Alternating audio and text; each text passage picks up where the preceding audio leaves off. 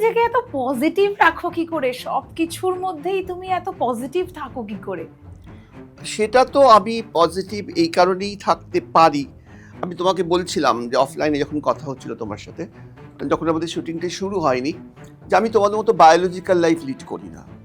সেই জন্যই হয়তো পজিটিভ থাকি। এখন তুমি বলবে বায়োলজিক্যাল লাইফটা কি? মানে বায়োলজিক্যাল নিড, এত টাকা চাই, এত সম্মান চাই, এত খাবার চাই, এত প্রেম চাই। সেখানে প্রেম ইজ ইকুয়াল টু যৌনতা। তা আমার সেই জায়গাগুলো তো নেই। মানে আমরা তো প্রেম যৌনতাকে গুলিয়ে ফেলি, কোনটা যৌনতা কোনটা প্রেম বুঝে উঠতে পারি না।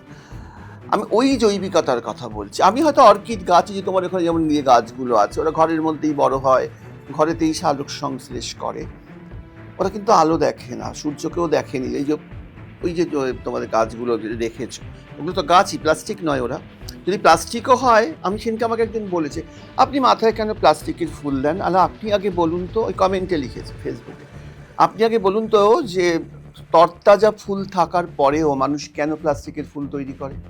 কোন অভিপ্সায় করে, কোন ইচ্ছা থেকে করে, কোন বাসনা থেকে করে? উত্তর দিতে পারেন। ফুল তো তোমার কাছে আছে জগৎ, তারপর তুমি প্লাস্টিকের ফুল তৈরি করছো কেন? আজ প্লাস্টিকের ফুল হয়তো দেবতার পুজোয় লাগে না, কিন্তু প্লাস্টিকের ফুল কখনো শুকোয় না। যেমন করে ল্যামিনেট করে নেন সার্টিফিকেটগুলো, ল্যামিনেশনও দরকার আছে। লাইফেরও হয়তো এরকম ল্যামিনেশন থাকে, জলে কাদায় হারিয়ে যায় না, কালি মুছে যায় না। ওই জন্য তুমি দেখবে, আর তোমরা দেখছো আমাকে সেই ল্যামিনেশনের ভেতর থেকে আমি তরতাজা আছি, অ্যাকোরিয়ামের মাছের মতো হয়তো, কিন্তু আছি রঙিন মাছ।